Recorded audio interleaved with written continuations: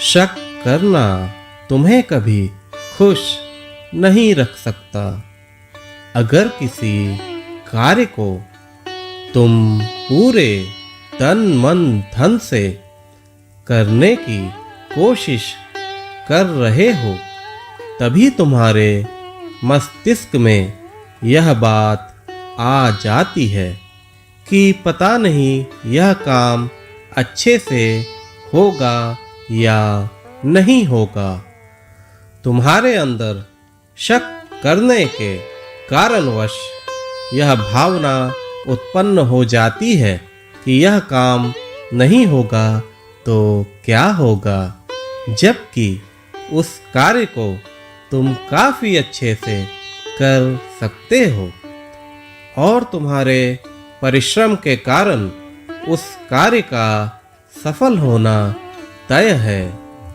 लेकिन एक शक करने के कारण तुम्हारा वह कार्य भी विफलता की ओर चला जाता है। मेरे बच्चे, अपने मन में शक को घर मत करने दो।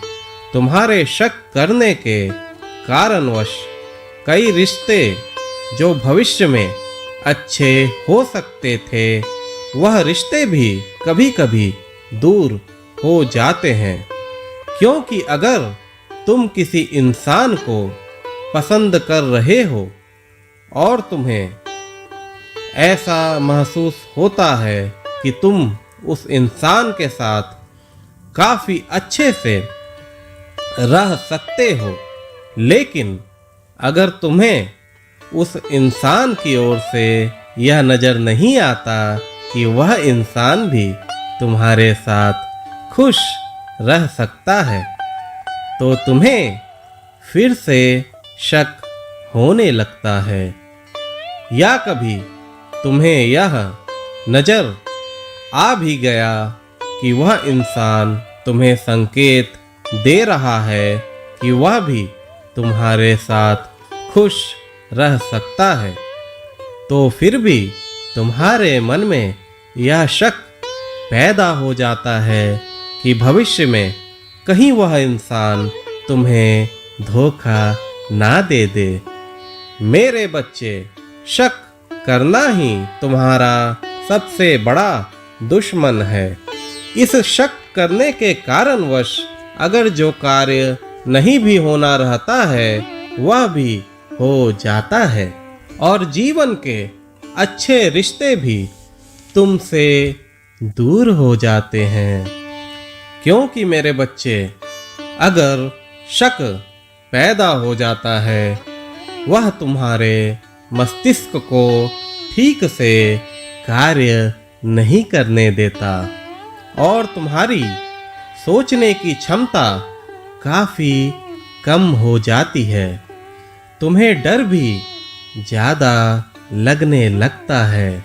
शक करने की आदत तुम्हारे जीवन में नकारात्मक प्रभाव डालती है।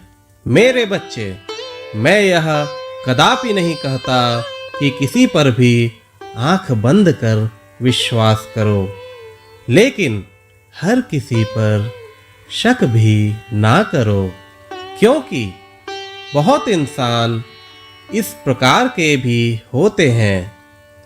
वह अपनी भावनाओं को पूर्ण रूप से जाहिर नहीं कर पाते। उनके विचार अच्छे होते हैं, तुम्हारे प्रति उनकी भावनाएं अच्छी होती हैं, लेकिन वो उसे पूर्ण रूप से जाहिर नहीं कर पाते। इसलिए मेरे बच्चे, अपने मन से शक को हमेशा दूर रखो।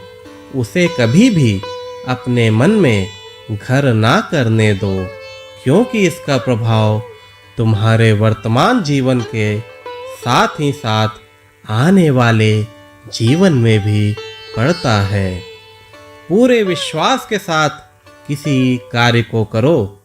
उसके आने वाले फल के बारे में तुम ना सोचो।